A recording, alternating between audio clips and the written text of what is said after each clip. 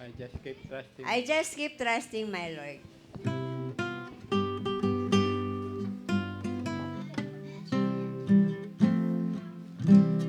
I just keep trusting my Lord as I walk alone. I just keep trusting my Lord, and He gives us song. Though the storm clouds darken the sky, or the heavenly trail, I just keep trusting my Lord. He will never fail. He's a faithful friend, such a faithful friend. I can count on Him to the very end. The storm clouds darken the sky, or the heavenly trail, I just keep trusting my Lord. He will never fail. Tagalog po. Ako'y nagtitiwala sa Panginoon.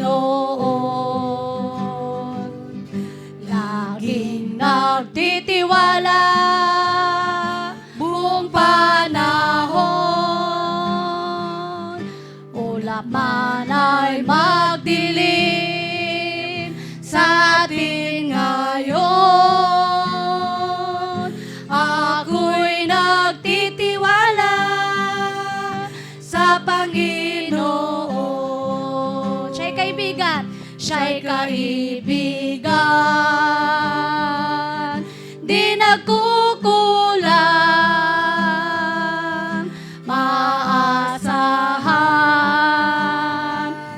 hanggang sa wakas. Ulap man ay magdilim sa atin ngayon, ako'y nagtitiwala sa Panginoon. Ang ganda po ng mensahe ng message, no? So ano man po ang, ay ng song. Sorry, hindi pa po kumain. Sino po hindi pa kumain? Nawawala na sa wisyo. Okay, ang ganda po ng message ng kanta. So ano man daw po ang karanasan natin sa buhay, minsan nasa madilim tayong yugto ng ating buhay, patuloy lang daw tayong magtiwala sa Panginoon, sapagkat siya ang ating nag-iisang kaibigan. Ang galing talaga ni Tita Beth. So para po sa ating opening song, lahat po tayo ay inaasahan na po namin na medyo alam nyo ng ating theme song, ha? Ano po ang title ng theme song natin? Sa Kanya. Ha? Ano po? Sa Kanya. Oh, si Ninang Doc, nasagot na. Kalimutan ko. Ano po ang title ng theme song natin, mga kapatid? Sa Kanya. So, tayo pong lahat, ang mga may able po na tumayo, tayo pong lahat ay tumayo at awitin po natin ng masigla ang ating theme song na entitled Sa Kanya.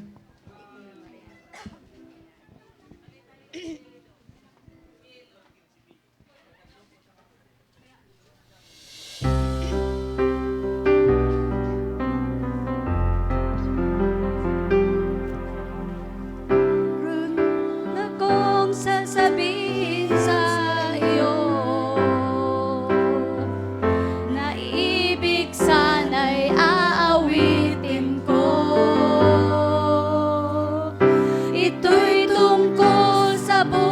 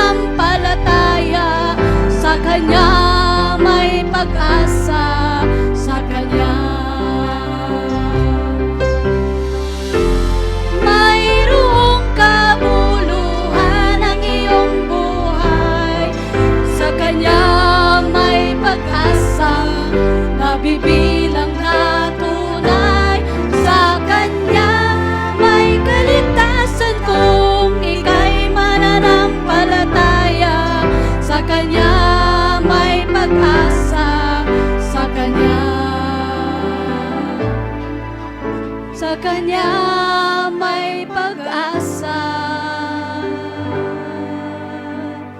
Sa Kanya.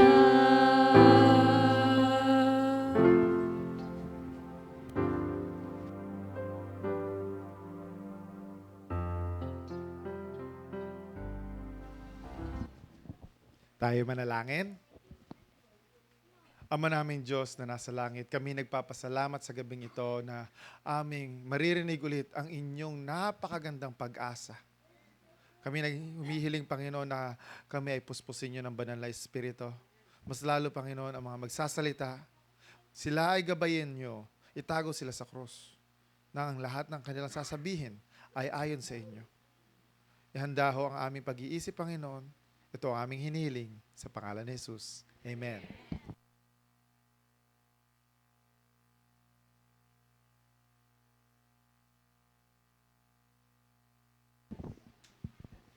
Okay, isang magandang gabi po sa ating lahat.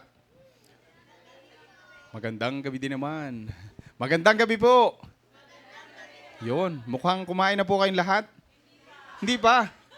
Pwede pong pakitaas ng kamay ang mga hindi pa kumain. Bibilangin po, yan. Huwag po kayong mag-alala, lilipas din yan. Hindi po, mamaya po papakainin po tayo. Yan. So maraming salamat po muli sa inyong pakikiisa at pag-attend ng ating gabi-gabing pag-aaral. Na meron tayong topic ng regalo po ng pag-asa. Yan. So, sino po sa inyo ang kauna-unahang dumating kanina? Sa ating pong mga kaibigan. So, meron po ditong tatlong nakalista. Ano po? Meron po akong regalo, syempre. Yan. Pwede bang pakidala po dito nung tatlo nating regalo? Yan. Ito po ay galing pa ng US. Yan. US. Si Sir, ano to? Salazar. Paring Salazar. Sino tong Paring Salazar? Ay, Paring. Sorry. Pasensya na. Si Nanay Paring. Yun. Kala ko kumpari ko to eh. Nanay Paring, halika dito. Yan, meron po kaming regalo. Yan. Nanay, yun. Si Nanay, hindi ko na naman to, mali na naman ang pronounce ko dito. Ano ba to? Paling Gonzales. Paling naman. Ha? Ano ba to? Pasing o paling? Pasing?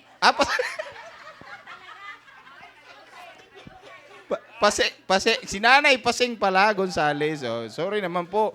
Kasi yung... Ha? Si Nanay Pas pala, yon. Okay, sorry po ha. Maganda po kasi yung sulat. Itong patatlo. Tatama na to. Basta rin ko nga bumasa, baka mamali na naman. Ayun, si Kuya Mario.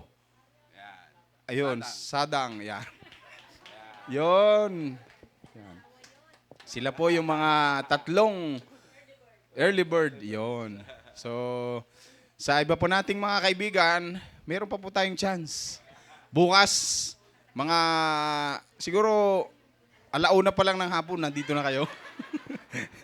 Okay? Disqualified daw. Okay, so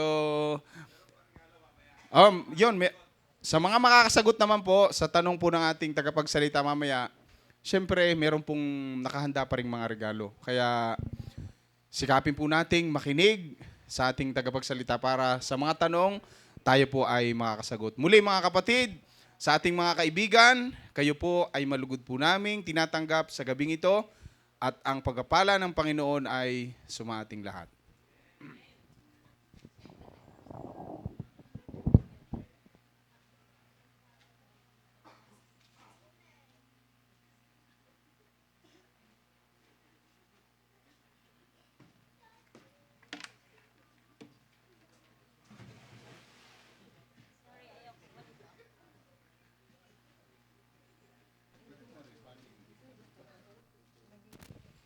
Hello po. Good evening every night. Magandang gabi tuwing gabi. Yan. Ilan po ang lagi dito gabi-gabi? Pakitaas po yung kamay. Oh, tatatlo lang. Tatlo pala, kagabi 4 lang pala kami. Salamat po. Wala po kasi akong ipapang regalo, kaya di ko alam kung pag nagtanong ako, sagutin ba ako o hindi. Anyway, magtatanong pa rin ako kahit wala akong parigalo. Ano po ba yung diniscuss natin kagabi? Uy, ang galing. Sana may parigalo ko, alam nila. Anyway, ngayong gabi, ang aking didiscuss sa inyo ay ang kasunod ng hypertension o high blood. Pag kayo ay lagi ng may hypertension, matagal na, may ilang panahon na, ang kasunod po ay stroke. Bilangin nyo na tuloy. O, bibigay kong example, si Pastor Lagarile, nandito na ba siya? O, kahit nandito siya, sasabihin ko pa rin example siya. Hinatid lang ako, no? Babalik yun. Okay. Si Pastor Lagarile po, yung asawa ko, ay naging hypertensive po o nagkaroon ng high blood nung siya po ay 50 anyos. Pagdating niya po ng 65 years old, 64 yata, 64, siya po ay na-stroke. Okay ha? Sasabihin ko yan sa inyo. Si grandma, nanay ko, nagkaroon siya ng hypertension nung edad niyang 50. Tapos, na-stroke siya ng edad na 91. Okay, magna-92 na po si grandma. So, ang una muna, kailangan kayong maging hypertensive o mataas ang presyon ng inyong dugo. Pagkatapos po, maghintay kayo, di ko alam, di ko masasabi kung kailan po kayo may stroke. Kaya makinig po kayong mabuti. Kaya ko po ito sinasabi, ito po ay napaka-common na sakit na kailangan kahit hindi kayo doktor ay malaman ninyo na nangyayari ang mga bagay na ito sa inyo o sa mahal nyo sa buhay para kayo ay makatulong sa kanya. Kaya kung si Pastor Lagarile po, siguro hindi ako yung asawa niya, baka na-dedo na siya. Kasi syempre, alam naman namin yung gagawin, nabigyan namin siya ng saglit na lunas bago namin siya dinala sa ospital. Kaya kayo rin naman, pag itinuturo ko to sa inyo, lalo na kagabi, sinabi ko sa inyo na pumunta sa center, meron naman sigurong dumating na 5 piraso na nagpa-check ng blood pressure nila doon. Nakita ko doon si Nanay Lilian, nakita ko doon si Tatay, ano tawag natin sa kanya? Si Tatay Bert. Basta, nagpunta sila doon dahil gusto nilang malaman yung kanilang presyon. Now, ano naman ang ating pag-aaralan? Bago pala tayo magsimula, kailangan tayong manalangin dahil baka hindi natin ito maintindihan eh. Okay, tayo yung manalangin. Muli, Panginoon, kami tumatawag sa inyo na kami po ay nagsasabi na punuin nyo ang aming isipan ng pangunawa at higit sa lahat ang banal na espiritu ang sumama sa amin, kasama rin ako sa aking pagtuturo dito sa aking mga kababaryo. Nawa po ay maunawaan namin ang mga sasabihin dito upang sa gayon, maaring kung hindi pa ito nangyayari sa amin, kami po ay maiwasan ang pagkakasakit ng ganito. Maraming salamat po sa banal na espiritu na magpapaunawa nito sa amin. In Jesus' name I pray. Amen. Bakit kaya kailangan nating pag-aralan yung ating katawan? Sino ba itong katawan na to? Ayan, sabi po sa 1 Corinthians 10:31, whether, therefore, ye eat or drink or whatsoever you do, do all to the glory of God. Kung kakain ka, iinom ka, kasi mamaya may kinalaman sa pagkain to. Gagawin natin sa ikalugod ng Panginoon. Hindi lang yon. Sabi ng teksto sa Biblia, you were bought with a price. Binili kayo, napakahalaga na halaga. Binili tayo ng dugo ng Panginoong Yesus. Kaya nga, luwalhatiin natin ng Panginoon sa ating mga katawan. Pag hindi natin pinahalagahan yung ating katawan, of course, hindi na maluluwalhati ang Panginoon. Recognizing. Sa Tagalog, ang ibig sabihin ng recognizing, malaman kung ano yung nararamdaman, nangyayari sa iyong kasama sa bahay o baka sa iyo, at ikaw naman ay makatulong sa tao na merong stroke. Ngayong gabi, hindi ko pa sasabihin yung heart attack bukas na yon kasi baka paupuin na nila ako pag matagal. So, sandali lang. Kagabi, 21 yung slides ko ngayon, brother. 10 na lang yata, 11, kaya wag mong paupuin. Kalahati na lang. So, stroke. Mahalaga ito kasi may mga batang nai-stroke, may matatandang nai-stroke kagaya ni Grandma, at ang youngest na narinig ko ay 38, mga 2 months ago lang. 38, kasamahan nating Seventh-day Adventist. So ang mangyayari niyan, walang ni isa sa atin dito na makakapagsabing ako'y ligtas dyan. Kahit ako, nagsasalita ako dito ngayon, what if the Lord wills me to rest tomorrow? Wala na kayong speaker. But anyway, hopefully naman hindi kasi inaalam ko naman ano ang gagawin ko sa sarili ko. So let's go to the next slide. Hindi na siya tumatalab. Ay, sorry, na doble. Overview ng stroke. Kaya ko ito sinasabi sa inyo para malaman ninyo ano yun. So ang sabi po dyan, stroke ay unang nakilala 2,400 years ago.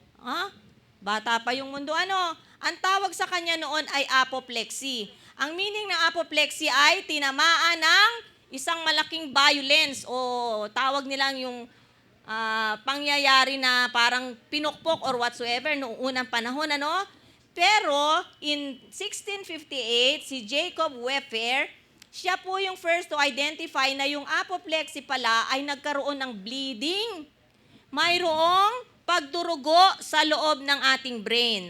Pakinggan yung mabuti para nyo malaman kung ang inyo po bang nararamdaman ay bleeding or black.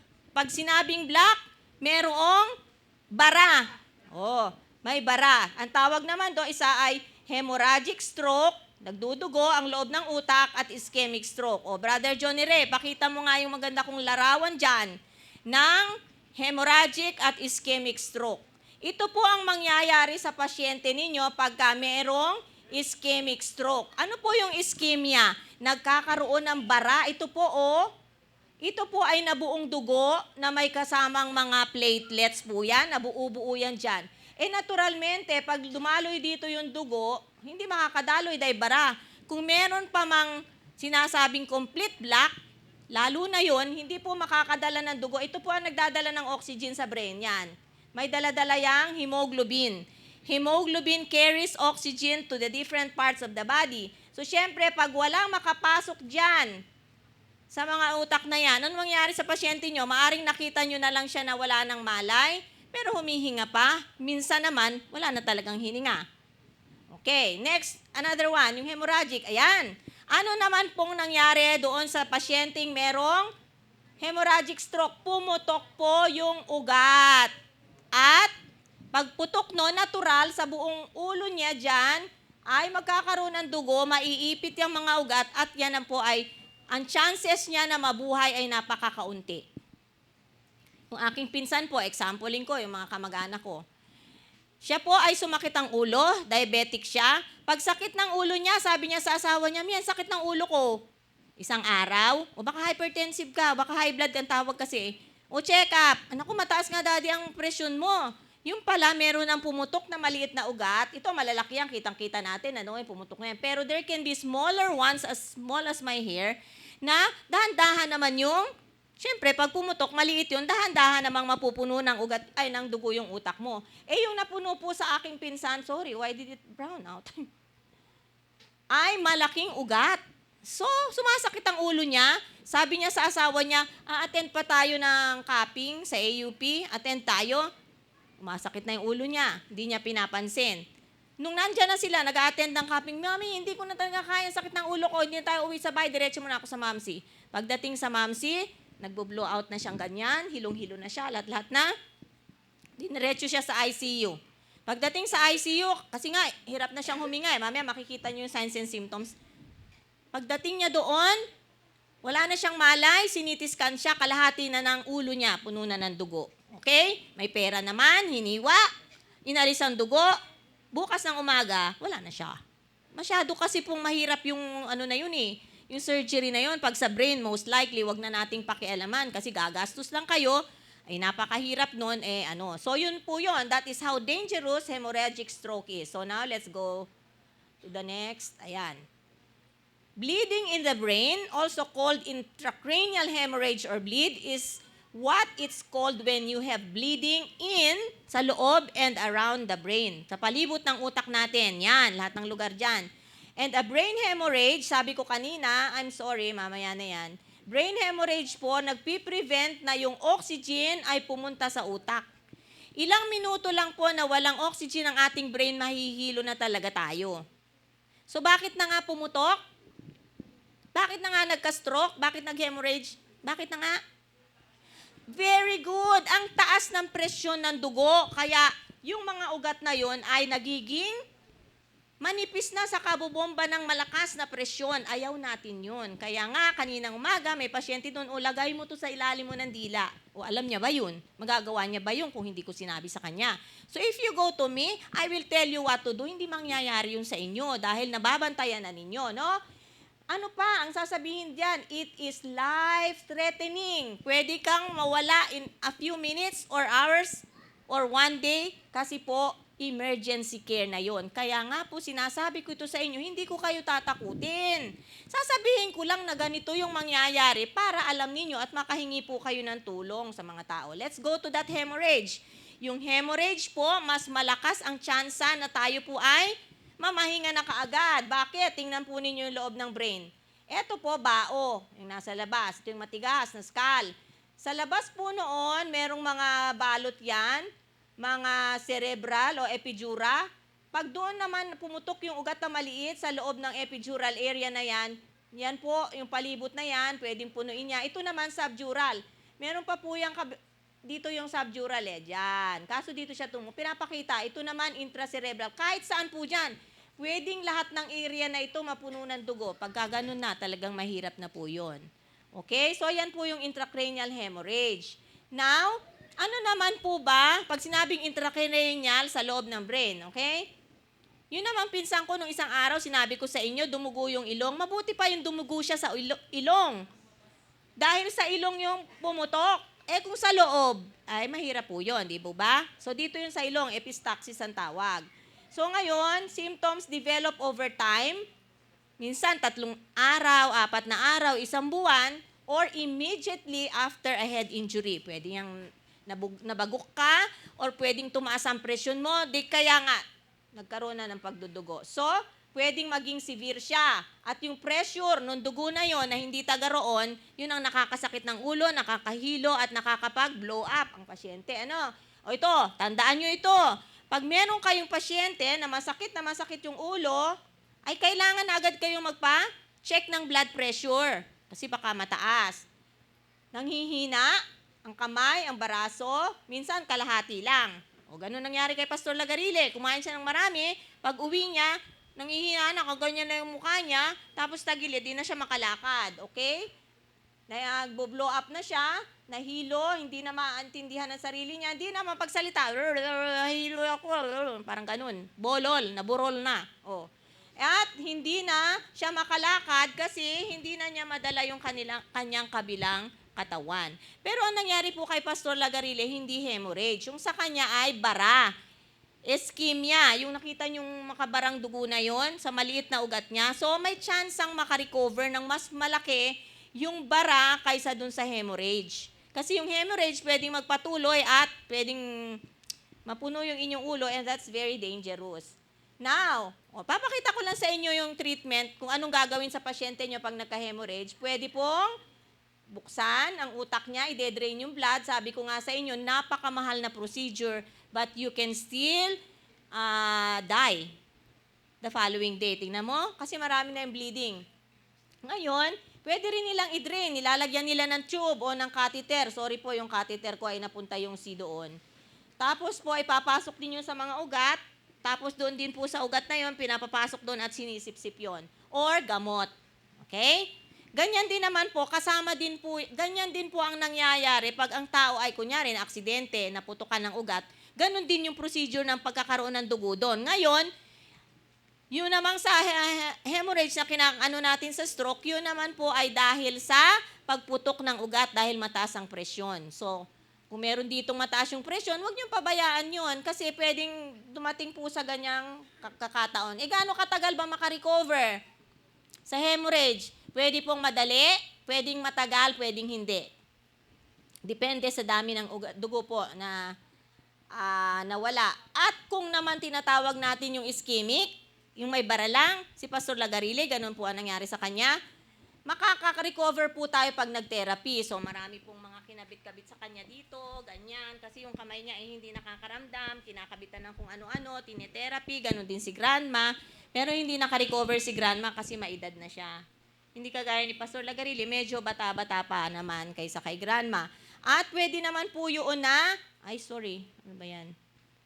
Na ma-regain niya yung function. So nakakasalita naman po si grandma, hindi lang makagalaw. Si Pastor Lagarile naman, ang galaw-galaw pa rin. Kahit manhid na po yung kaliwang katawan niya. Pero, ang ibig ko lang sabihin, kasi silang dalawa po ni grandma ay nabarahan. Hindi po pumutok. Nakagaya nung isa kong pinsan, pumutok, kaya ang chances ng mawala na yung pasyente ay napakalaki. Even after treatment, there is a chance you may never recover completely pagka nag-bleed. So, huwag po nating hayaan na mataas ang presyon natin. Kailangan tayo maglalagay ng gamot sa ilalim ng dila. O, ano naman para ma-prevent? Ito yung maganda para sa atin. O, para ma-prevent, pumili po tayo ng malusog na inumin at pagkain. Kaya nga po sinabi natin, whether therefore ye eat or drink. Para wag tayong magkasakit, ay tayo ay pipili ng mga pagkaing ma-healthy. Sa susunod na mga gabi, bago po tayo magtapos dito, ipapakita ko po sa inyo yung hindi healthy na pagkain. Kaya nga po, pagka tayo pipili, kagaya kanina sa center, pumili kami ng pagkain, sabi ko kay Ate Pasing, bumili ka na lang ng gulay, lutuin na lang natin. Kasi kung pipili tayo, pumili na tayo ng maganda-ganda, healthy meal. O ano naman yung sinasabi nating healthy meal at snack? Nag-snack ka, ang in-snack mo naman ay puro mantika, di mamabara din yan sa ating utak. Ngayon, ito naman, ano yan? Maganda yung tayo po ay hindi mabigat. Ano na nga ang tawag natin sa sobra sa timbang? Overweight. Yung sobrang-sobra na sa timbang? Obese. So yun po. Hindi natin yung sinasabi dito para kayo matakot. Sinasabi natin dito na ganun ang dapat mangyari. So, para tayo ay wag bumigat, pumili tayo ng mga pagkain na hindi masyadong makakapagpagana ng kain natin. Later on, I'll discuss that to you sa ibang araw. Ay, mali na naman. What's that? Tapos na po. Malapit na. Ayan. So, healthy weight, bawasan ang timbang. Makikita natin pag kinain natin ay hindi masyadong masarap, hindi tayo masyadong kakain ng marami. Tapos, para matunaw naman yung mga kinain natin, mga mantika, kailangan tayo maging active. Regular exercise. Hindi yung minsan isang araw lang or minsan naman sobrang trabaho, overwork naman tayo, hindi rin mabuti. Huwag din tayong magsigarilyo. Dahil pagka tayo nagsisigarilyo, ang chances noon magkakaroon ng nikotina sa ating katawan, ang oxygen hindi masyadong dadaloy sa ating utak. Para na rin tayong may bara sa ating utak. At atin pong ilimita ang ating alcohol or kung maaari pa nga po, wag na tayong uminom ng alak. Bakit? Sa kaunting alak, doon po nagsisimula yung pag-inom ng marami. Diba? Hindi naman tayo marunong agad uminom ng alak, pero sa paulit-ulit nating pag-inom na ganon, palagi marunong na tayo. Mas gusto natin ay hindi na natin mapigilan, dahil yung kaaway, ginagawa yun. At yung cholesterol po, i-check. So pag pumunta sila sa akin, sabi ko nga sa pasyente ko, hanggang ngayon yung tinukwento kong pasyente sa inyo, hindi pa rin napunta sa akin. Sabi lang niya, ay ganito, hindi pa rin nagdadala ng lab kasi mahal. O sige, titingnan ko lang. Kung nalagot yung ugat niya, kung alin ang mas mahal. Diba? So, i-check yung cholesterol dahil meron naman pong gamot doon. Okay, next. Control yung blood pressure. Kaya nga po, pag ang doktor ay nagbigay ng isang amlodipine sa gabi, ayaw pa rin bumaba, nakita na, monitor na, magbibigay pa rin po ng isa, losartan naman. Pero imo-monitor po yun. Huwag kayong matakot doon. Sabi ng iba, ayokong uminom noon kasi na maraming komplikasyon. Maniwala po kayo sa akin, ganun ang nangyari kay grandma.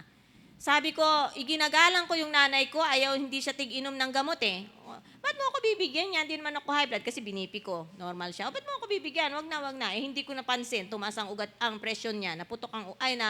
Bara ang ugat niya. Wala akong magawa ngayon hanggang sa umiyak lang ako. But, si Pastor Lagarile, ganun din. Sabi ko, ay wag na siyang wag na siyang painumin ng mga gamot kasi umiinom na siya sa cholesterol, wag na bigyan ng atorvastatin kasi naman lagi naman siyang tennis ng tennis. O tingnan mo, hindi ko binigyan, di na stroke, di na sisi na naman ako. Sabi ko, alam ko na nga, tapos masustroke pa tong mga alaga ko. Kaya ako, umiinom din ako. Ang iniinom ko naman, ayon lang sa dose.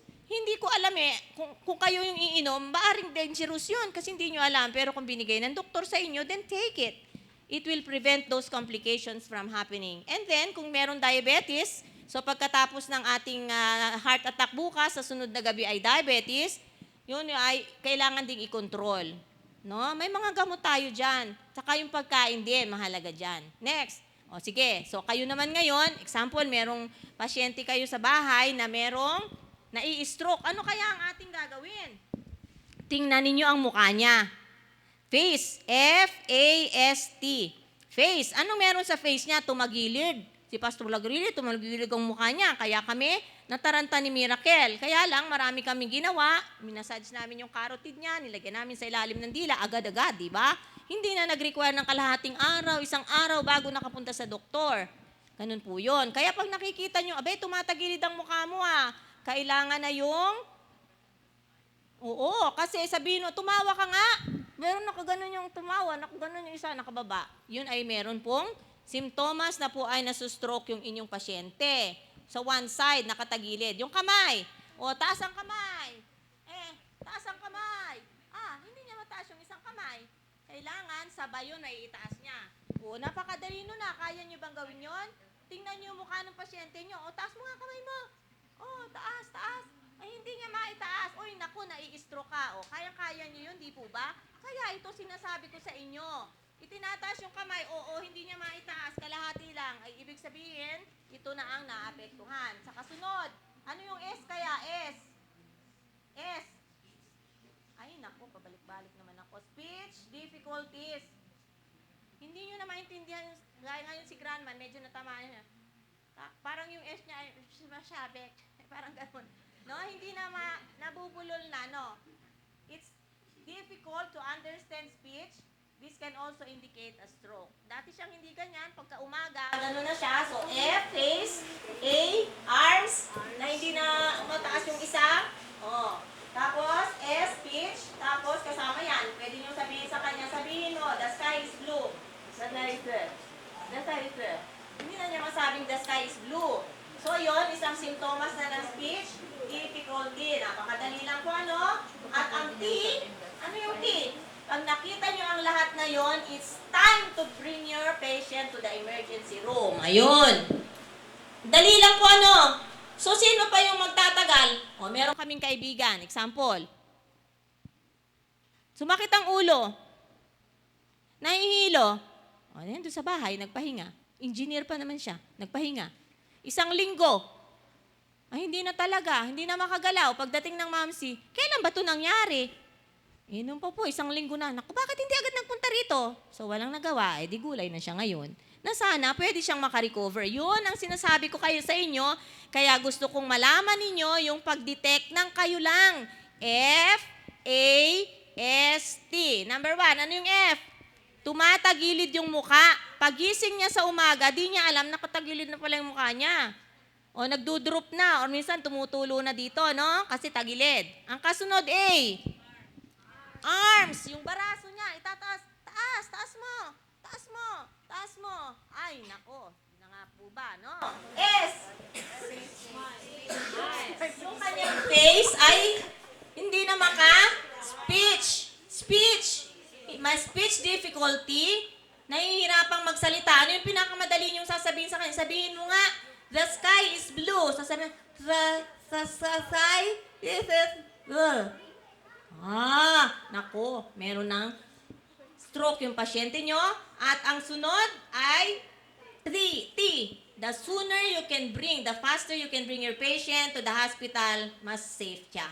So, recognizing that the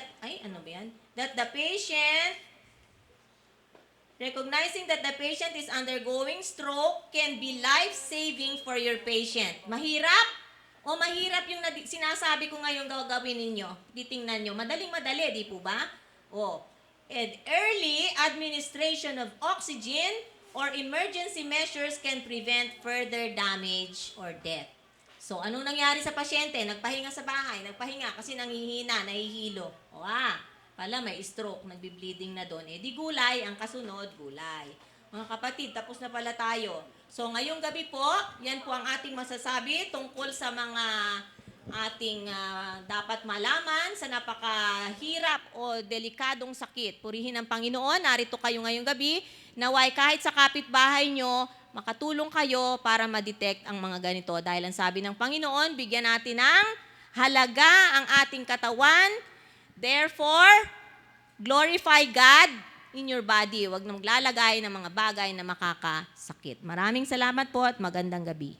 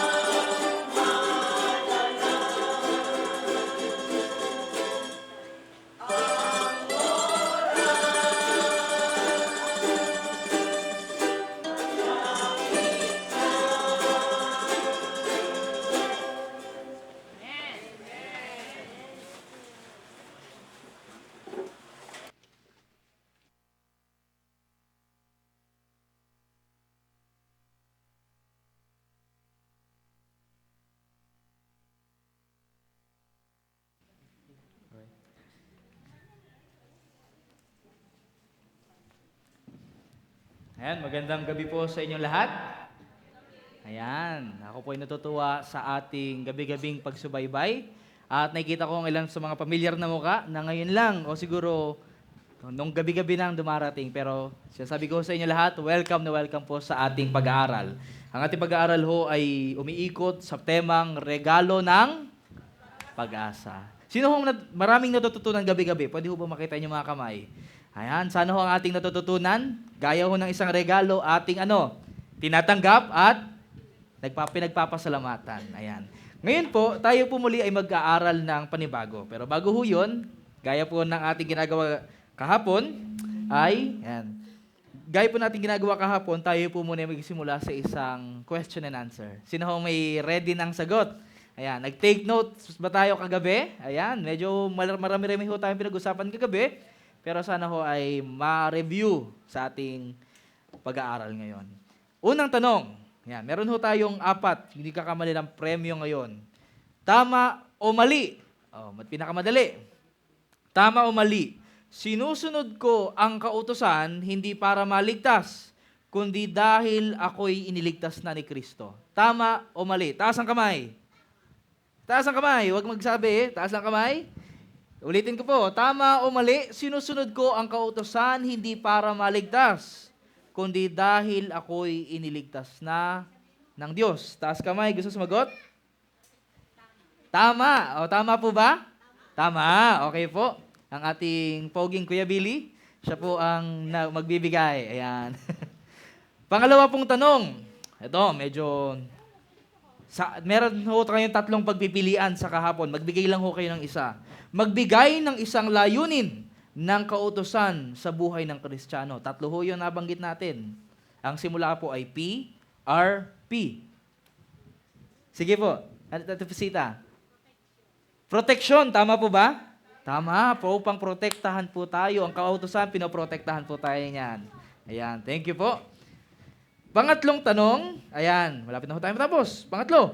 Ayon sa sulat ni Santiago, ang kautusan ay tinatawag na kautusan ng blank. Ano yung blank na yun? Kautusan ng blank.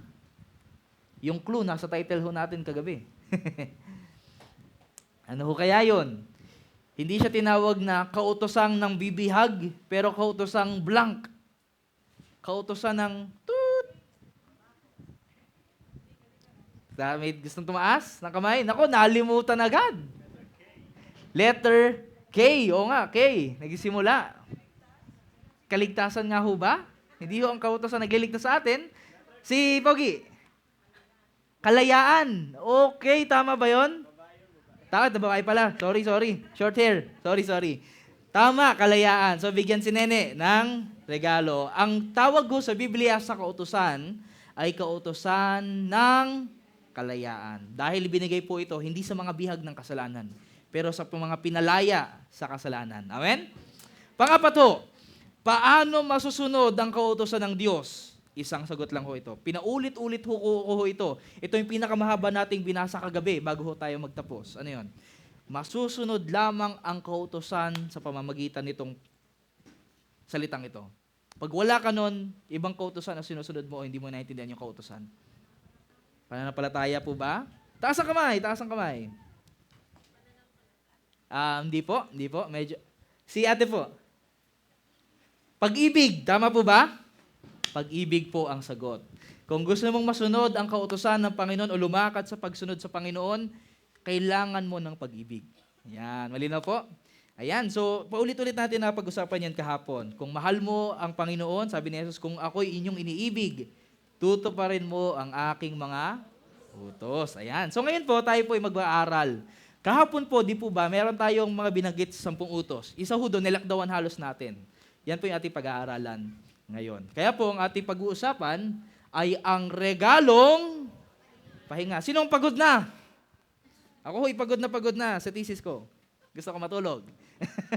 Ayan, so bago tayo magsimula, tayo po muna ay manalangin. Panginoon, nagpapasalamat po kami na nakasama ko ulit itong mga kaibigan ko na ito sa panibagong pag-aaral ng inyong salita. Pwede po ba, Panginoon, ang inyong banal na espiritu ang mas magpalinaw pa po ng aming pag-aaralan, ng aking sasabihin. Alam po namin, Panginoon, ito po may pagkalalim, Siguro ang ilan po sa amin ngayon lang ito matututunan, pero alam namin, Panginoon, na kayo ang Diyos ng pag-ibig at mapagkakatiwalaan namin kayo. Sa pangalan ni Jesus, Amen.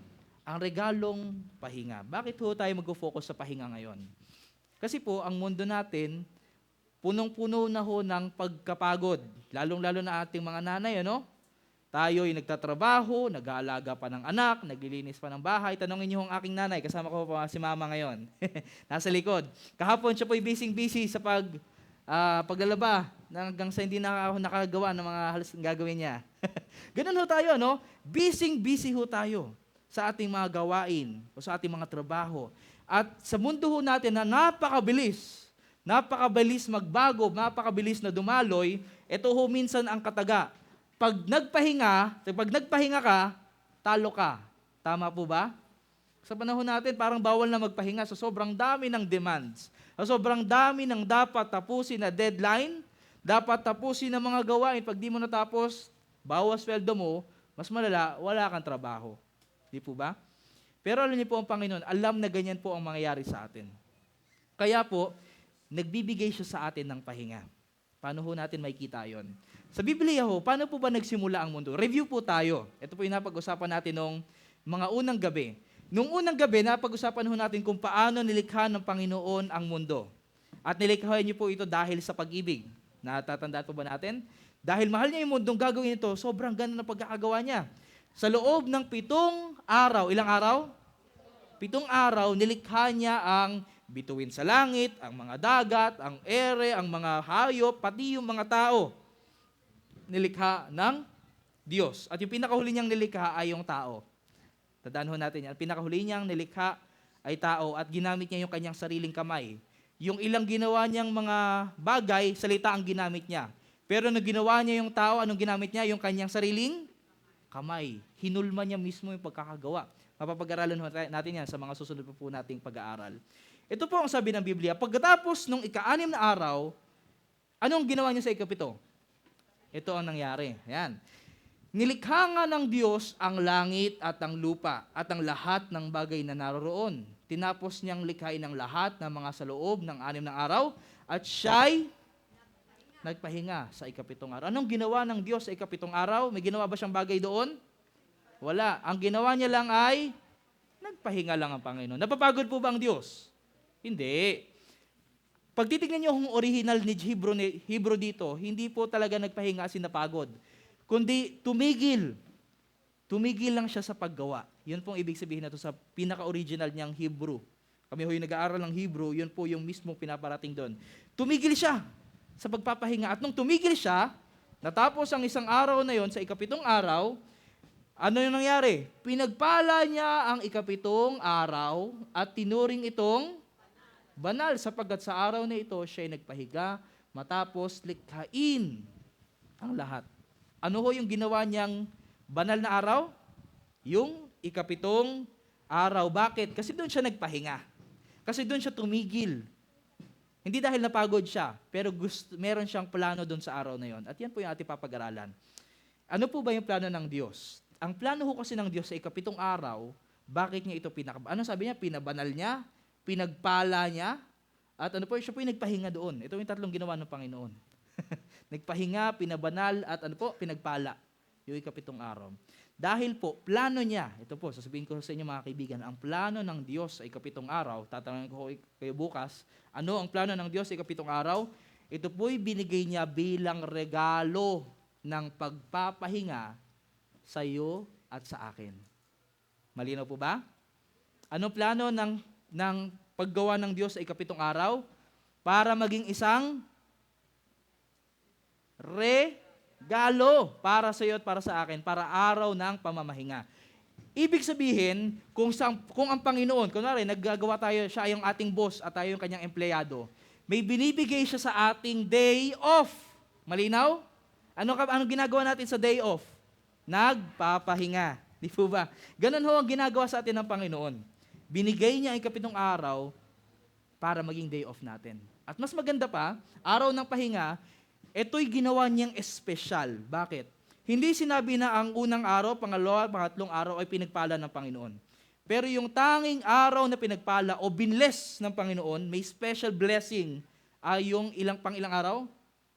Ikapitong araw. Kaya pwede rin natin itong sabihin na espesyal na kaarawan. Kumbaga, dito niya rin sineselebrate ang pagkalalang sa atin, ang pagkalikha sa atin. Kumbaga, kada ikapitong araw, isang linggo ang dumadaan, meron tayong weekly na reminder na na meron tayong, ito po, sa mga magjowa. Siguro sa mga Gen Z, maalalaman to. Sa mga may jowa dito, meron tayong tinatawag na monthsary. Tayo sa ating mga nanay, tatay, meron tayong tinatawag na anniversary. Taon-taon yun. Mga kabataan, dahil sa sobrang ikli na lang ng relationship nila, ay meron na silang monthsary na lang. Di po ba?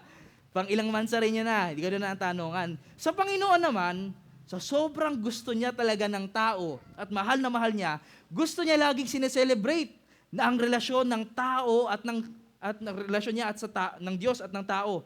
Kaya meron siyang weekly. Meron tayo, sa Panginoon, ang Sabbath ay yung kanyang weeksary. Di po ba?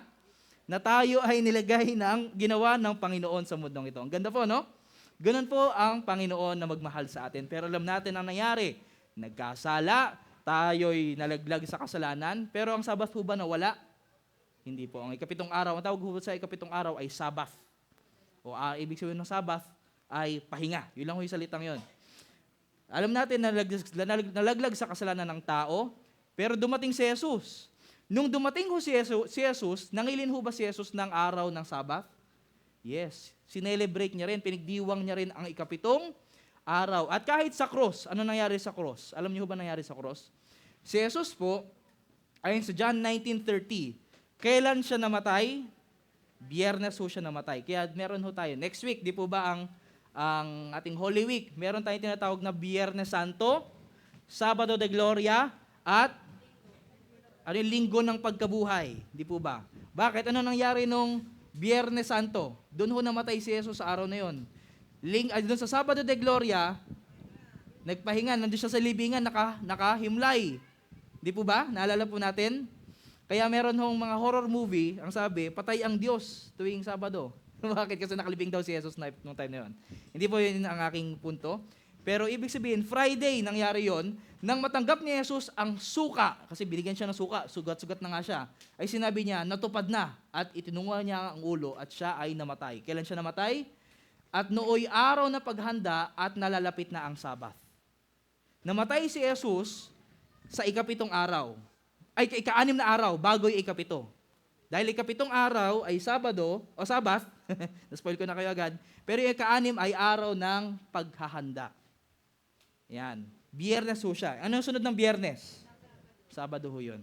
Malalaman ho natin, mas lalo pa nating mapapalinaw. Pero ngayon, ang punto ho ng Biblia, kapag ho ang isang tao ay nagse-celebrate, kapag pansin niyo sa word na sinabi ko, nagse-celebrate. Hindi ko lang ho sinabing inoobserba, pinapangilin, ang ginamit kong salita, nagse-celebrate. Kasi dapat ang pangingilin natin ng Sabbath masaya. Di po ba? Nagse-celebrate tayo parang birthday. Pag birthday ho ba malungkot? Hindi. Kundi masaya. Ganon ho dapat ang Sabbath dahil ganon ang ginawa ng Panginoon. Tuwing tayo po ay nag-celebrate ng Sabbath, atin pong inaalala ang dalawang bagay. Una, ay ang paglalang ng Panginoon sa atin, sa ating mga tao, sa ating mundo, at ang sakripisyo ni Jesus sa krus. Ano ho yung dalawang pinapaalala ng Sabbath? Yung paglikha o paglalang ng Diyos sa tao. At pangalawa, pagliligtas ng Diyos sa tao. Malinaw po? Malinaw? Okay. Balikan ho natin yung kahapon. Doon sa unang apat na utos, kung paano natin mapapalago ang ating relasyon sa Panginoon. Ang ika-apat na utos, ito ho ang sabi. Sabay-sabay ho nating basahin. Pwede ho ba? 1, 2, 3, go. Alalahanin mo ang araw ng Sabbath upang ipangilin. 6 na araw na gagawa ka at iyong gagawin ang lahat ng iyong gawain. Ngunit ang ikapitong araw ay Sabbath sa Panginoong Diyos. Pangilang araw ho? Ikapitong araw. 6 na araw nang gagawin natin. Magtatrabaho. Tayo po ay gagawa. Sabi po dito, pagpatuloy natin ang basa, 1, 2, 3, go. Sa araw na iyan ay huwag kang gagawa ng anumang gawa, Ikaw ni ang iyong anak na lalaki, ni babae, ni ang iyong aliping lalaki, ni babae, ni ang iyong baka, ni ang iyong taga-ibang lupa na nasa loob ng inyong mga pintuang daan. Di po ba? Ang sinasabi ho dito, magpahinga. Ang utos ng Panginoon, hindi lang ho niya request, hindi niya lang invitasyon, ito'y kanyang utos. Mamaya malalaman natin bakit kaya ito mismong utos ng Panginoon. Bakit dating kailangan ipangilin? Sapagkat sa 6 na araw ay ginawa ng Panginoon ang langit, lupa, dagat at lahat ng naroroon. At nagpahinga siya sa ika-7 araw. Na ano pat pinagpala ng Panginoon ang araw ng Sabat at pinakabanal. Nakita ho natin yung 3 ginawa. Nagpahinga, pinagpala, pinakabanal ng Panginoon. Yun ang ginawa ng Panginoon. Bakit dapat natin gawing special ang araw na yun? Kasi doon siya nagpahinga, doon siya pinagpala, at doon niya pinakabanal. Sa araw ng Sabat ho kasi ito yung ating pinapamuhay, itong verse na ito. Meron pong verse sa Psalms na sinasabing, be still and know that I am God. Ano pong ibig sabihin nun? Sa pagiging still, kapag sinabing still, tumitigil ka muna para magpahinga, para mag-isip-isip, para mag-relax. Na kahit hindi ka gumawa, nagtitiwala ka pa rin ng Panginoon gagawa para sa'yo. Amen? Sa pagpapahinga ho kasi, pinapakita nyo na nagtitiwala kayo sa Kanya. Alam nyo na ang Diyos, isang Diyos. At ang Diyos, tutulungan ka. Amen? Kahit hindi ka gumalaw, kahit hindi ka gumawa. Hindi ko po sinasabing araw-araw huwag ka nang gumawa. Hindi ko yung ibig sabihin, kundi sa isang araw, sa isang linggo, try nyo lang magpahinga. Try nyo lang tumigil sa mga ginagawa niya. Try nyo lang alisin muna yung stress. Alisin nyo muna yung lagi nyong iniisip na nakakainis. Try nyo muna yon. Ano mangyayari? Mas makakabuti ho sa inyo, di po ba? Mas nagiging masaya. Tama? Kaya ho, ang Sabbath, ito po ay ang araw na kasama ang Diyos. Ito po yung nagpapabuti sa ating, meron ho kasi tayong 4 na aspeto na nabanggit nung unang araw. Physical, mental, social, at spiritual. Ito ho yung buo-buo ng buong pagkatao natin. Kapag nangingilin ho tayo at nag-celebrate ng Sabbath, ang pinapalago nito ang ating spiritual na buhay. Bakit? Kasi may quality time tayo sa Panginoon. Tama? Pag may quality time ka sa isang tao, mas lumalago o mas pumapangit yung relasyon nyo? Mas lumalago, mas nakikilala nyo ang isa't isa. Ganun ho yun, di ba? Pag nag-date kayo, mas maraming time. Kaya po, ano ba po ang matututunan natin na sa araw ng Sabbath? Meron pong isang kwento sa Biblia. Balikan ho natin yung kwento kahapon. Yung bihag, di po ba? Sino yung pinalaya galing sa Egypt? Yung mga Israelita. Tumawid sila sa dagat, tanda ho natin yung kahapon, at binigyan sila ng 10 utos. Ano nangyari? Sabi ng Panginoon, sige, magpatuloy kayo sa lakad nyo papunta sa lupang pinangako na para sa inyo, ang Kanaan. Ang yung pangalan ng lupa. Habang sila ay naglalakad doon, disyerto kasi nilalakaran nila. Walang pagkain, walang tubig, wala halos, nakakapagod. Nagreklamo naman itong mga Israelitang to. Sabi nila kay Moises, nasan ba ang Panginoon? Inalis niya pa kami sa Ehipto, may pagkain doon, dito wala.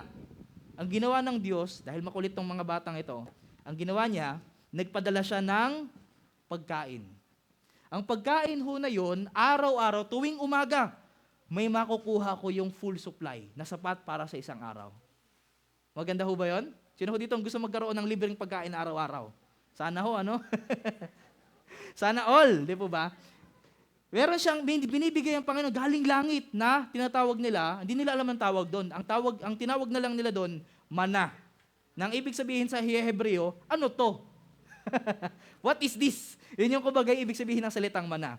Pero alam niyo ba, may gustong ituro ng lesson dito ang Panginoon sa kanila. Sabi niya, kayong mga Israelita, para hindi kayo magutom, huwag na kayo magreklamo ha, nagbibigay ako sa inyo full supply. Araw-araw hindi ito papalya. Kukuha lang kayo sa pang-araw na yon. Kunwari kayo ngayon ay Lunes. Kumuha lang kayo ng sapat para sa isang araw. Kasi bukas, padigurado at padigurado meron yan. Huwag na kayong mag-iipon para sa kinabukasan. Malinaw po? May mga matitigas ang ulo, nag-ipon para sa kinabukasan. Alam niyo nangyari? Naging uod. Di po ba? Bakit? Di sila nagtiwala sa sinasabi ng Panginoon. Gusto kasi ituro ng Panginoon na araw-araw ako ang Diyos nyo. Araw-araw, huwag kayong mag-iisip kung anong kakainin niyo bukas kasi ako ang Diyos na nagpapadala ng pangangailangan nyo. Malinaw po ba yon? Siguro meron ho dito ang atin hong mga dinadalang problema ay kung paano mapoprovide ng Panginoon ang ating pangailangan. Pero wag ho natin kalilimutan na ang Diyos, siya'y buhay. Sabi mismo ni Jesus, di po ba, sa Mateo 5 at Mateo 6, sabi niya, kung ang Diyos nga nag-aalaga sa mga ibon na hindi nila alam kung saan sila papakainin, yung mga ibon nagtitiwala sa kanilang Ama. Yun, umaawit pa rin sila. Di po ba? Kung ang Panginoon, inaalagaan niya, sobra yung pag-aalaga niya sa mga halaman ngayon na nandito. Tapos bukas, niluluto na sa kalan. Kayo pa kaya? Yun ang sabi ng Panginoon. Amen po ba? Huwag mo natin kalilimutan yun. Ang Panginoon nagpo-provide.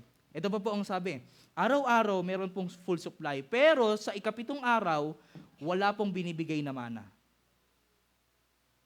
Ano ang tinuturo ng Panginoon? Doon lang, sa ika-anim na araw, bago mag-ikapito, sinasabi ng Panginoon, doon na kayo magdoble. Okay? Doon na kayo magdoble ng kuha ng supply. Bakit? Kasi sa ikapitong araw, gusto ko kayong turuan na magtiwala sa akin.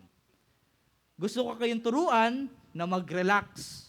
Huwag na kayong magbalisa kung nasan yung plato natin, kung saan lalagyan. Hindi, mag-relax na kayo kasi meron na kayong stock. Okay po? Dalawa yung gustong ituro sa atin ng Panginoon na siya ang nagpo-provide na pangailangan mo. At pangalawa, siya ang nagbibigay ng pahinga mo. Malinaw po ba? Hindi na natin kailangan paghirapan yung buhay. Ang kailangan lang natin magtiwala. Okay po? Kaya sabi ng Biblia sa Psalms 37 verse 25, sabi ho dito ni David, ako'y naging bata, ngayo'y matanda na. Gayon may, hindi ko nakita ang matuwid na pinabayaan, ni ang kanyang lahi man ay nagpapalimos ng tinapay.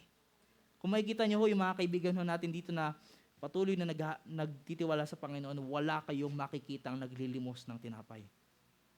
Walang naglilimos na baka naman meron ka dyang, pang tinapay lang. Bakit? Baka kasi ang Panginoon nagpo-provide. Di po ba? Nagsusustento. Marami ko kasi nagsasabi, alam nyo, marami akong kaibigan at mga kakilala sinasabi, parang ayaw namin maganda naman ang mensahe mo, Caleb. Kaso, ang pangingili ng Sabbath, dun babangga sa trabaho ko o sa pag-aaral ko. Naging problema ko rin ho yan. Ako ho'y nag-aaral ng high school dyan sa Tagaytay Science. At ako ho kasi nagdo-drawing. Kung kayo magkakilala ho tayo, siguro nakita niyo ang drawing ko. Ako ho'y naimbitahan minsan mag-drawing dun sa aking high school para panlaban sa ibang school kapag may competition. Kaso, Sabado ho ang laban, o Sabbath. Yun ho kasi ang makikita natin mamaya. Kaso, yun nga, sabi ko, mas magtitiwala ako sa Panginoon. Kung ano man po, okay lang po na hindi ako makapaglaban sa ibang school, at least marunong pa naman ako mag-drawing. sabi ko na lang ay, respeto ko ho kayo, pero siguro meron pa pong mas magaling sa akin na mag-drawing. Nakakita nga ho sila, nanalo tuloy yung school. Pero, marami nagsasabi, hindi, parang mas gusto ko dito, hindi mo na ako susunod sa Panginoon. Hindi muna ako magkakaroon ng time sa Kanya. Dito muna ako sa aking trabaho, gagawa pa rin ako pa rin ay magkakayod. Alam niyo ho ba, ang Panginoon napakabuti kahit sa ating mga Pilipino. Alam niya kasi ang struggle natin mga Pilipino. Kaya ho, alam niyo ho ba na ang ating batas, pwede ho tayong magpahinga sa araw ng Sabat. Nalaman niyo na ho ba yon? Kahit ang DepEd ay nagbigay ho ng resolusyon sa mga estudyante na ayaw pumasok tuwing sa araw na yon, okay lang daw. At okay lang ho ayon dito sa Department of Education. Kahit nga po sa Supreme Court, naglabas ho sila ng statement na kung meron man kayong empleyado o kung yun man ay empleyado at nape-pressure kayong mamili, di nyo na kailangan, oks lang yon. Kami na bahala, ang batas ang magpoprotekta sa inyo. Ganda ho, buti na lang meron ho tayong ganitong batas sa Pilipinas. Sa ibang bansa, hindi ko lang alam. Pero ang mga Pilipino, pinagpala na po ng Panginoon, nagkaroon ho tayo ng mga mambabatas na nakaka-respeto sa ganitong klase ng pagsunod sa Biblia. Kaya po ang araw ng Sabat, tinuturuan ho tayo na ito po yung araw ng pagtitiwala. Ang nare-rest sa atin dito at natutulong ho sa atin dito ay yung ating mental health. Kapag yung mental health po natin, sabihin ko sa inyo, pag araw-araw kayo, laging stress, laging balisa kung anong kakainin nyo kinabukasan, ano mangyayari sa inyo? Mag-breakdown kayo. Di po ba? Mag-mental breakdown kayo. Kaya kumbaga parang Masisiraan kayo ng bait sa sobrang dami, sobrang bigat ng dinadala nyo. Pero tuwing araw ng Sabbath, iniimbitahan nun ng Panginoon na, oops, teka lang, ito yung panahon para ma-remind kita na magtiwala ka sa akin. Kaya magtiwala ka sa akin. Spend lang tayo ng time, okay na yan. Di po ba? So ito po yung nakakatulong sa ating mental health. Yung una kanina, ano yon? Spiritual health. Ngayon naman ay mental health. Pangatlo naman, alam natin si Jesus po mismo, ano po ba yung araw na sineselebrate ni Jesus? Nabanggit ko kanina, ay po sa Luke 4:16, sabay-sabay ho nating basahin ulit. 1, 2, 3, go. At siya'y Nazareth na kanyang nilakhan. At ayon sa kanyang kaugalian, siya'y pumasok sa sinagoga ng araw ng at nagtindig upang bumasok. Ano ho yung nakasanayang ni Jesus na i-celebrate na araw? Sa araw ng Sabat. Ang sinagoga ho ay church. Church, simbahan nila ng mga Hudyo. Hudyo ho kasi si Jesus. Kaya po pumapasok siya sa simbahan sa araw ng Sabat. Sa Sabat din ho pinapangilin ni Jesus. Bakit? Kasi siya rin gumawa nun. Nung naging tao siya, nung nagkatawang tao siya, siya ay nangingilin din ng araw ng Sabat. At ito po mas matindi. Hindi lang ho siya pumupunta sa loob ng church para mag-aral ng Bible, para mag-sermon. Si Jesus po mahilig din ho yan mag-sermon.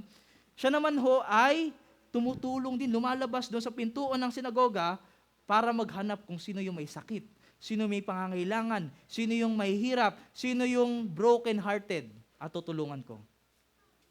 Ganda po, no? Yun po example ni Jesus. Kaya po, karamihan no ng kwento sa Biblia, makikita niyo dyan na si Jesus nagpapagaling ng araw ng Sabat.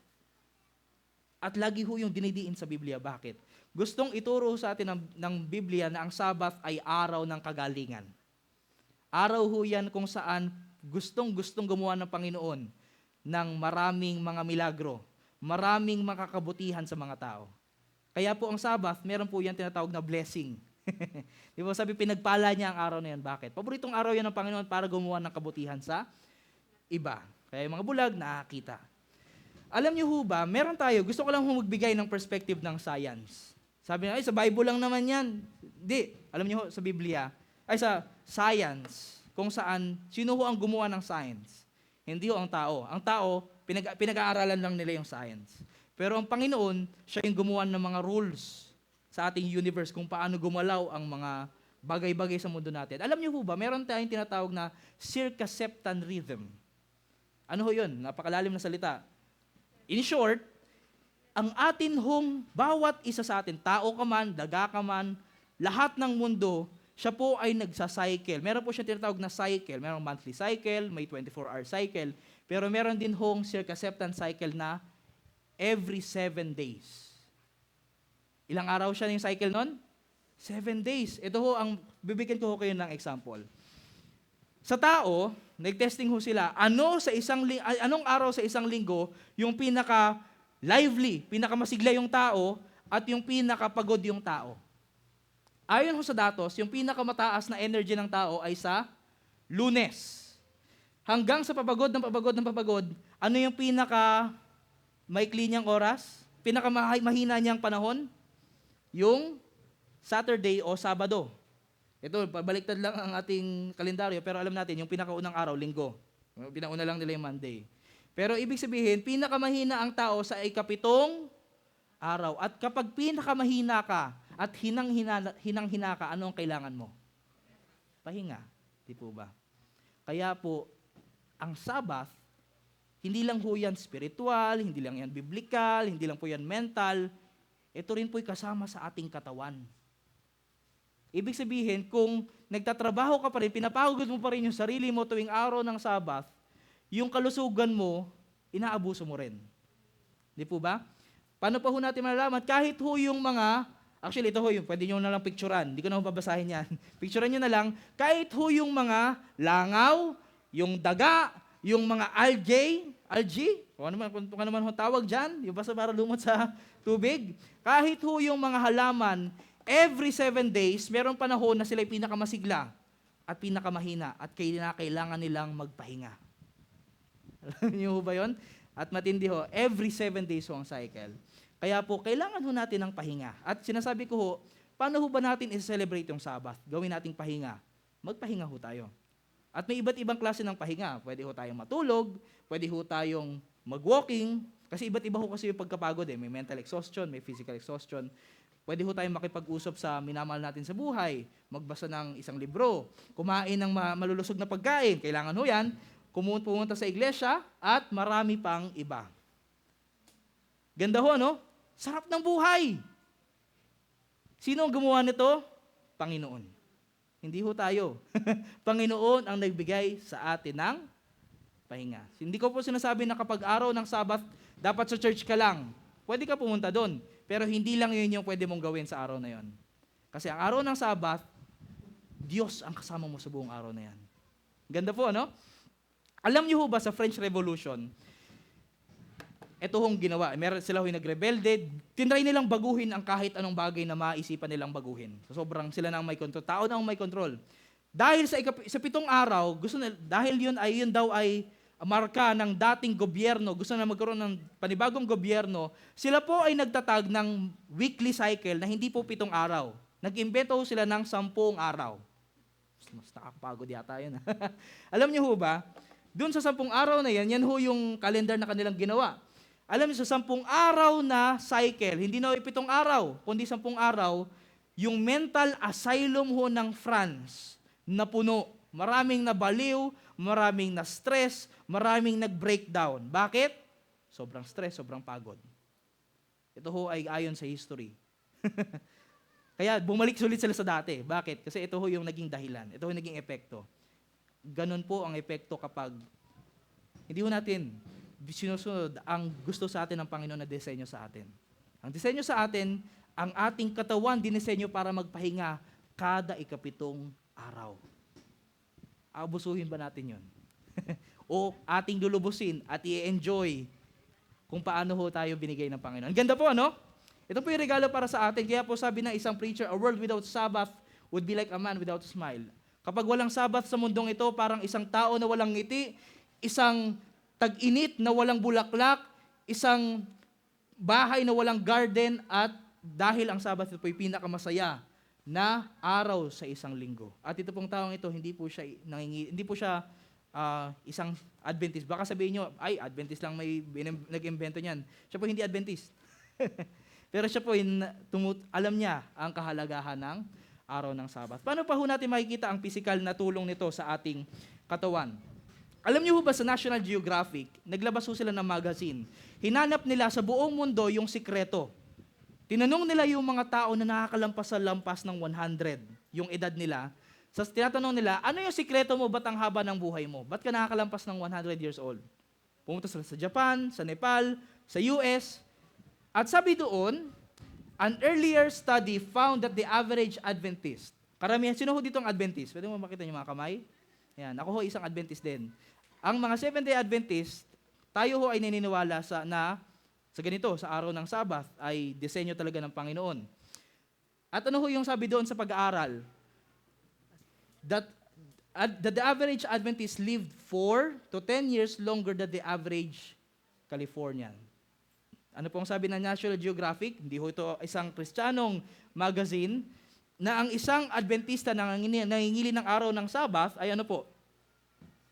Mas mahaba ang buhay ng ilang taon, 4 na taon hanggang 10 taon ang mas hinahaba ng buhay nila. Hindi po dahil magagaling ang mga Adventist, ang mga Adventist ho ay ibang uri. Pero, ang magaling ho tayo ay sumunod. Doon ko nakikita ang karamihan sa ating mga Adventist. At, sabi ho dito, scientists pointed to Adventist practice of Sabbath as one of the reasons for their good health. Mga scientifico mismo ang nagsabi na ang dahilan kung bakit ganito kahaba ang mga buhay ng ilang Adventista kasi sinusunod nila yung abiso patungkol sa pagpapahinga sa araw ng Sabbath. Kasi ganun ho ang epekto ng pahinga sa ating buhay, sa ating katawan. Kaya pong araw ng Sabbath ay araw ng kalakasan at kagalingan. Akin na pong bibilisan at alam po natin, bukod ho dito, ang araw ho ng Sabbath ay araw ho yan ng pagtitipon. Kahit si Pablo, ang marami ho kasi nagsasabi, ay, sa mga Hudyo lang ang araw ng Sabbath. Pero dito si Pablo, San Pablo mismo, ang araw na kanyang pinupuntahan para makipag-usap sa mga kapatid. At si Pablo, ayon sa ugali niya, ay pumasok sa kanila at sa 3 Sabath ay nagkatwiran sila sa mga kasulatan. Nagba-Bible study sa anong araw? Sa araw ng Sabath. Kaya sabi rin niya, huwag nating kaligtaan ang pagdalo sa ating pagtitipon. Gaya ng nakasanayan ng iba. Sa halip, palakasin natin ang loob ng isa't isa. Kaya meron tayong simba tuwing araw ng Sabath para palakasin ang isa't isa. Yun po ang purpose natin. Para palakasin, may nanghihina tayo sa isang linggo, puro problema. Tayo magkantahan, tayo magpuri. Isuko natin sa Panginoon, sama-sama at sabay-sabay ang ating mga problema. Ganda po, no? Kaya tayo sabay-sabay nag-isimba. Kaya po minsan, pwede kong sa hapon, sa araw, umaga, pwede kayo magsimba. Sa hapon, pwede kayo magkaroon ng nature walk. Kami ito po kami magkakapatid. Para akong kalansay ano? Payatin pa ako nung una. Kasama si Mama at si Papa, kami pinalaki ng aking magulang na sa ganitong kultura. Na sa hapon ng araw ng Sabath, kami ay mag-walking bilang isang pamilya. Nag-uusap at nagpapasyal-pasyal. At ako po, sa paglaki ko, ito yung tumatak sa akin. Why not itry natin sa ating mga anak? Gawin nating family day din ang araw ng Sabath. Mas mapapalapit pa sila sa Panginoon at sa Bible. Tama po ba? At sa aking at dahil dito, ganito pinalaki, yung mga kaibigan ko rin. At ako ay Adventist. Ang mga kaibigan ko, iba't iba. Katoliko, meron hong INC, meron Jehovah's Witness. Pero magkakasama kami. Dito sa AUP, kami nag-nature walk. Nag-uusap-usap lang kami sa mga bagay-bagay. Nagkukumustahan, nag-aaral ng patungkol sa Bible. At ito po, napakaganda nung. Mas lalong napatatag ang aming pagkakaibigan. Yung ilan sa atin, sila naman po ay meron tayong natawag na GYD. Itong nakaraang Sabath lang, meron tayong ginawa ng mga patulong sa kalusugan. Patong mga free BP, ng mga serbisyo para makatulong sa iba. Di po ba? Para mas mapalagurin ang ating mga pagkakaibigan. At ito po yung araw ng pagtulong sa ating kapwa. Kaya po sabi ni Jesus, katuwiran ba na ang gumawa ng mabuti sa araw ng Sabath o ang gumawa ng masama, magligtas ng isang buhay o pumatay? Siyempre yung magligtas ng buhay, yung tumulong sa kapwa. Kaya ang araw ng Sabath ay araw ng pagkakasama. Sa araw ng Sabath, tinuturuan ka ng Panginoon paano ka mas matututong magmahal sa iyong kapwa. Di po ba? Ayan. So kahit alam nyo, kahit sa langit din po, sinabi sa Biblia na kahit sa langit kung saan natin makakasama ang Panginoon ay meron hong Sabath din tayong magtitipon na para magpuri sa Kanya at mangyayari na mula sa bagong buwan hanggang sa panibago at mula sa isang Sabath hanggang sa panibago, paroroon ng lahat ng tao upang sumamba sa harapan ko, sabi ng Panginoon. Sa araw ng Sabath. Tanong, para kaninong araw ng Sabath? Marami kasi nagsasabi para sa mga Hudyo lang. Tama ho ba yun? Ang sabi ng Biblia, sabi mismo ni Jesus sa Marcos 2:27, sinabi rin ni Jesus, itinakda ang Sabath para sa mga Hudyo? Tanong, tao ho ba kayo? Ako ho'y tao. Kahit mukha ang ilan sa ating unggoy, wag naman ho sana, ay tao ho tayo. Pogi at maganda. Tama po ba? At kung tayo ho'y tao, para sa inyo ang araw ng Sabath. Si Adan at Eva, hindi ho sila Hudyo. Sila ho'y tao lang. Pero para sa kanila rin ang araw ng Sabath. Di po ba? Nang araw ng Sabath ay pumunta kami. Sabi po sa Acts 16:13, sa labas ng lungsod sa tabi ng ilog. Ang nagsulat ho kasi ng mga gawa o ng Acts, hindi ho siya isang Hudyo, kundi isa po siyang Griego. Ang pangalan niya po ay si Lucas. Sabi niya, nung araw ng Sabath, kami, kasama siya na nangingili ng araw ng Sabath. Kaya para sa akin ang Sabath, para sa ating lahat. Pwede po ba nating sabay-sabay sabihin, para sa akin ang araw ng Sabath? 1, 2, 3, go. Para sa akin ang Sabath, ang araw ng Sabath. Kaya anong araw ng Sabath? Nabanggit ko ho kanina na ito po ang nakikita natin. Biyernes, namatay si Jesus. Sabado siya nilibing at Linggo siya namuhay. At sabi po dito, namatay siya ng araw ng Sabath. Di po ba? Kaya po, ano yung nasa gitna ng Biyernes at ng Linggo? Sabado. Kaya ho, yung Sabado, mas malapit ang bigkas niya. Sabado, Sabath. Di po ba? Tinagalog lang ho natin. Ginawa nating Espanyol yung salita. So ano ho yun? Sabado. Kailan nagsisimula? Hindi po nagsisimula ang araw ng Sabath sa alas 12 ng gabi. Nagsisimula ho ito sa paglubog ng araw ng Friday. Okay po? Lumulubog yung araw. Dahil po sa panahon ni Jesus, panahon ho ni Adan at Eva, wala pong orasan.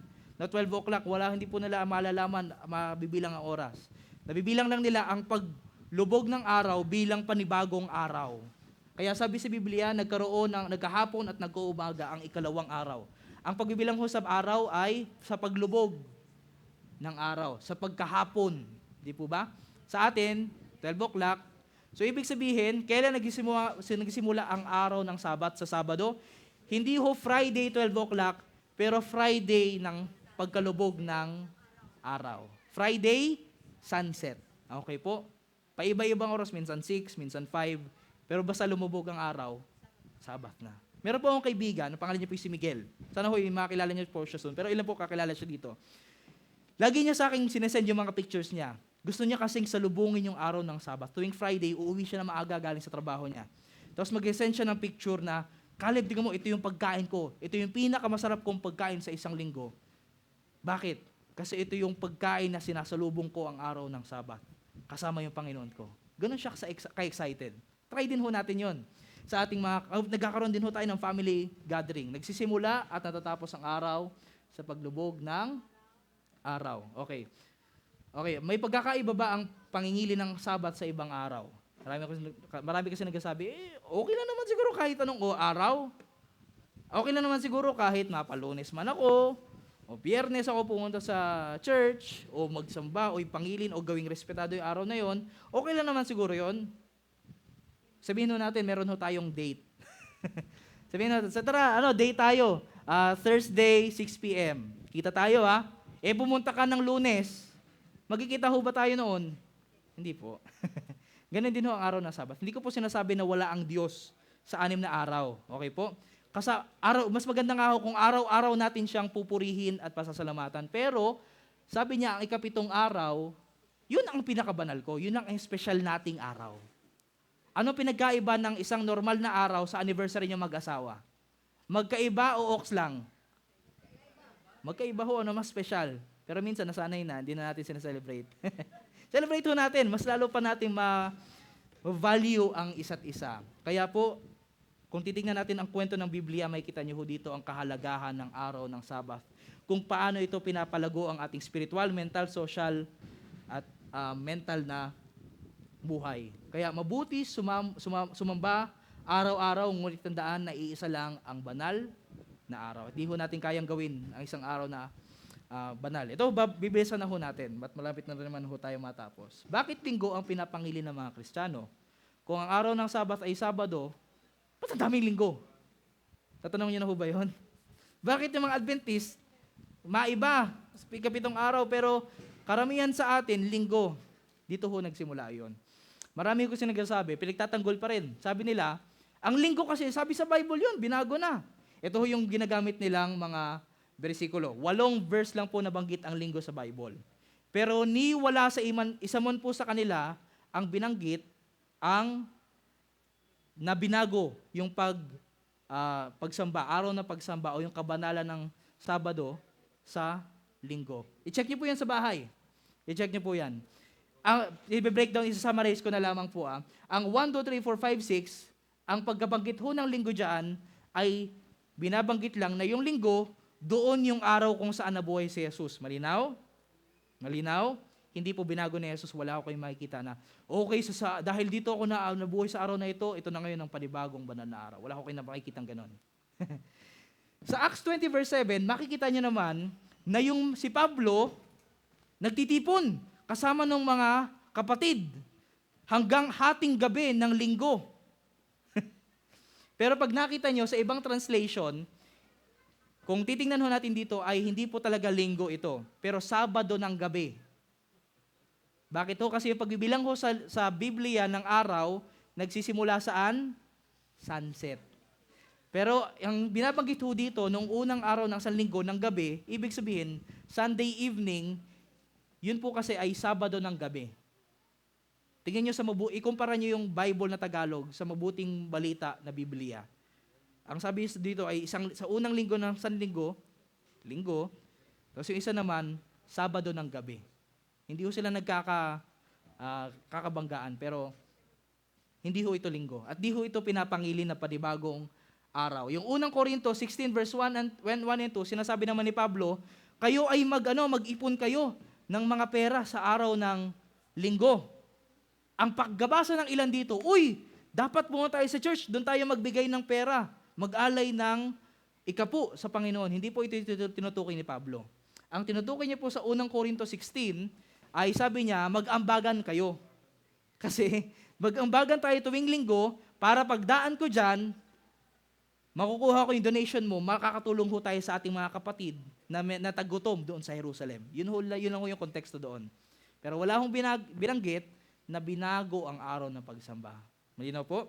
Check nyo na lang po sa inyong cellphone o sa inyong Bible, meron kayong Bible sa cellphone, at makikita nyo, wala kayong makikita na challenge sa atin. Kaya, paano po ba nagsimula na nabago? Dati po kasi, ang mga Kristiyano, Hudyo man o hindi, ang pangingilin talaga nila ay araw ng Sabath. Yan ho original.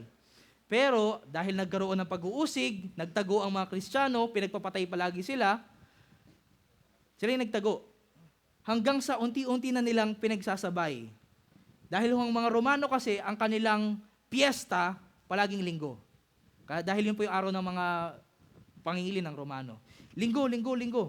Tapos yung mga Kristiyano, nagfa-fasting. Walang pagkain tuwing araw ng Sabado. Kaya, ano sa tingin mo yung mas maganda, mas masarap? Yung araw ng Sabado na wala kang pagkain, o sa linggo na marami kang pagkain?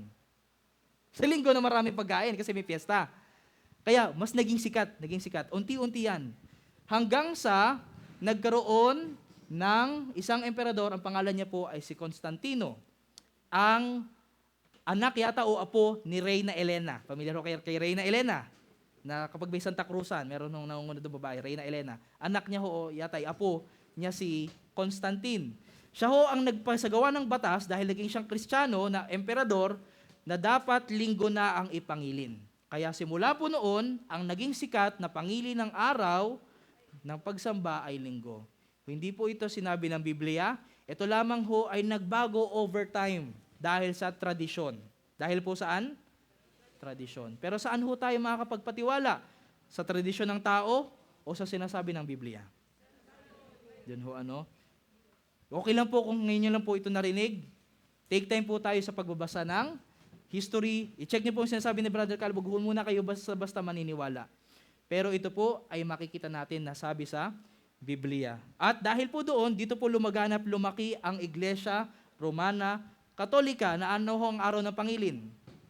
Linggo ho tayo, mga kaibigan natin, mga Katoliko. Ang nangyari naman, dahil na rin sa iba't ibang mga gulo sa loob ng iglesia, merong mga humiwalay. Ang tawag naman sa kanila ay mga Protestante.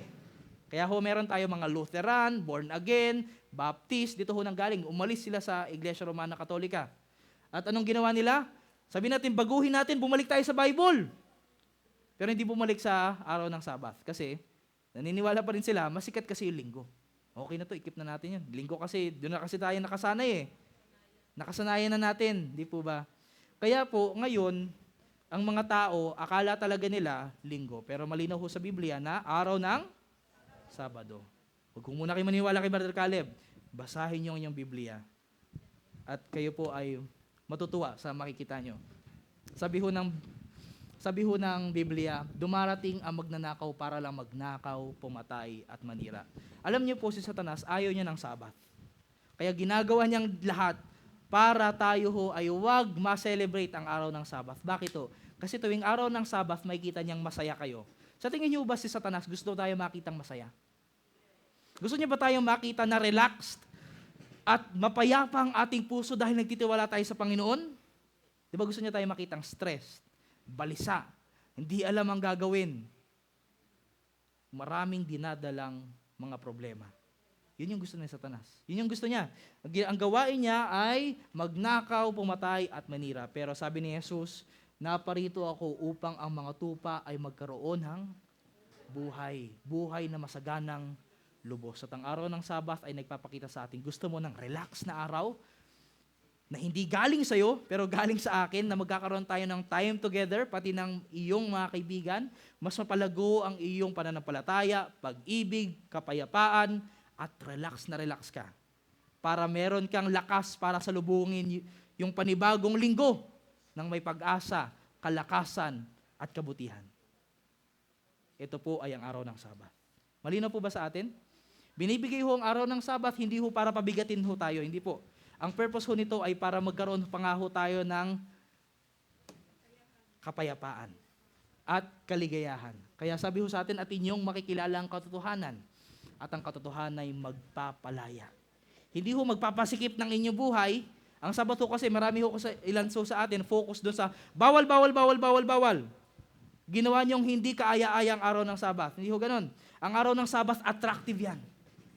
At ginawa ng Panginoon para mas maging maganda, mas maging kaaya-aya sa ating mga kanyang minamahal. Kaya sabi ni Jesus sa atin, sabay-sabay ho nating basahin, 1, 2, 3, go. Lumapit kayo sa akin, kayong lahat na nahihirapan at lubhang nabibigatan sa inyong pasanin. At kayo'y bigyan ko. Saan ang gagaling ang kapahingahan? Kay Kristo. At ang reminder niya sa atin para lumapit at lumapit sa Kanya ay ang araw ng Sabat. Malinaw po ba? So sino po ang nagsasabi, Panginoon, maraming salamat sa araw ng Sabat dahil meron akong time para magpahinga at para mas makilala ka. Pwede po makita niyo mga kamay? Kung yan po ang ating sinasabi sa Panginoon, atin po pagnilayan ang ating mensahe sa mensahe ng awit ng ating kaibigan.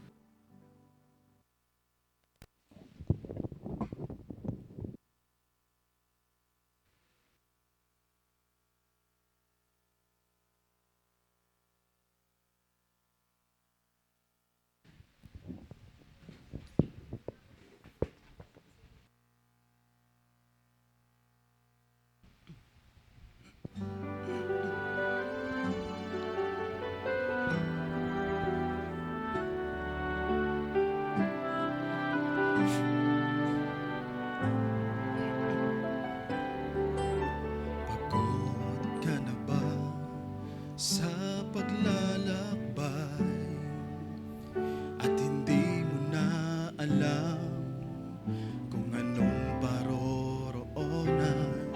Pumapatak na naman mga luha sa mata at punong-puno ang isip mo ng mga problema.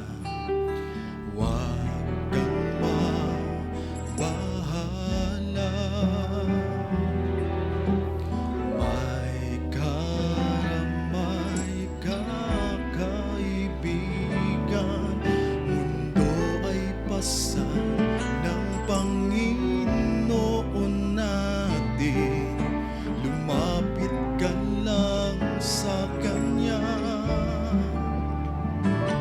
Dakilang pag-asa,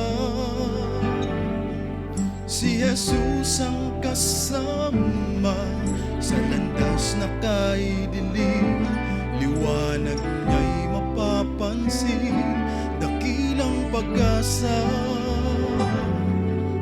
buhay niya'y inialay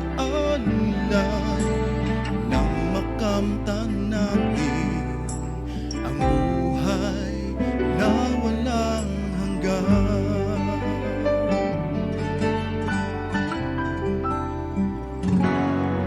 Kapag ang puso ay nahihirapan na, sugat ay lumalalim, hindi na gumagaling. Kapag ang iyong mundo ay para bang gumunaw na, hindi mo na alam kung ano ang gagawin. Huwag kang mabahala,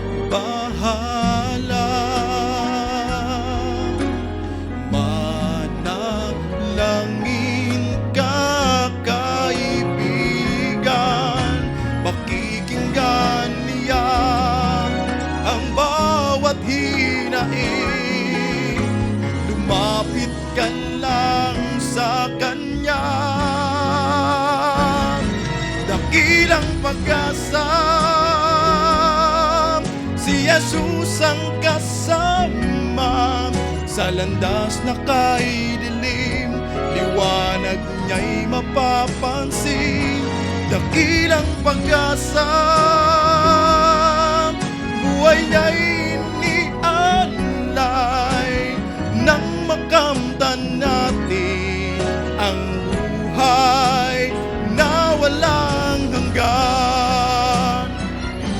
Dakilang pag-asa,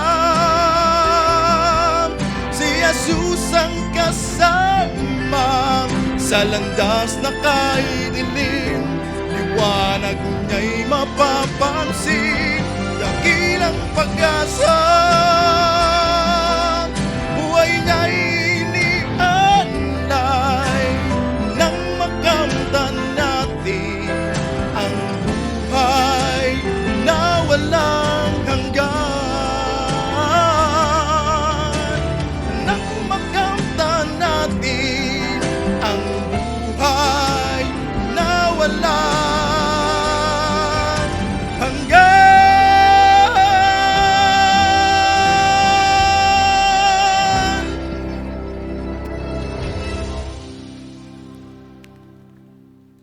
Gaya po ng awiting ating napakinggan, kay Jesus lang makikita ang buhay na walang hanggan. Di po ba? At napag-aralin din natin noong nakaraan na ang walang hanggang buhay matatanggap mo ngayon kapag tinanggap mo si Jesus. Alam niyo po, ang araw ng Sabbath, pinapaalala sa'yo, ganito kasarap sa langit. Patikim lamang ito ng langit na inihahanda sa'yo ng Panginoon. Kaya alam niyo po, kapag tayo ay nagpahinga sa pag-ibig at sa pag-asa ni Jesus, halos nararanasan natin kung gaano kasarap sa langit. Gusto po ba natin yun? O ating tatanggihan? Kaya po, tayo po'y tumayo kung ating pong gugustuhin na ito po'y matanggap at ito po'y mapa sa atin. Sa mga kaibigan po natin na nagdidesisyon, pwede nyo rin po akong kausapin kung tayo po ay ready natanggapin si Jesus sa pamamagitan ng bautismo. Ngayon pong katapusan ng ating pag-aaral, meron po tayong bautismo na gaganapin at bukas pa rin ho ang imbitasyon sa bawat isa po sa akin. Kausapin niyo lang po ako pagkatapos ito. Doon lang po ako sa likod. Ako'y lapitan niyo po. Tayo po'y manalangin. Panginoon, nagpapasalamat po kami ngayong gabing ito na merong Sabbath na ibinigay sa amin ng aming Panginoong Jesus. Sa aming buhay, Panginoon, ang aming ginagawa ay palagi kami nagmamadali, palaging nasa stress, palaging busy para sa inyo. Pero salamat, Panginoon, sa paalala na kailangan naming tumigil, alamin na hindi kami Diyos, na hindi namin kaya ang lahat ng bagay, pero meron kaming Diyos na pwedeng malapitan, na kayang dalhin ang aming problema. At salamat, Panginoon, sa araw ng Sabat na nagpapaalala sa amin na kailangan namin ng kapahingahan kay Kristo. Salamat, Panginoon, sa regalong ito. Salamat, Panginoon, sa relasyon namin sa inyo. At salamat din, Panginoon, sa katotohanan ng nagpapalaya sa amin. Ito lamang po hiling kadalangin sa pangalan ni Jesus. Amen.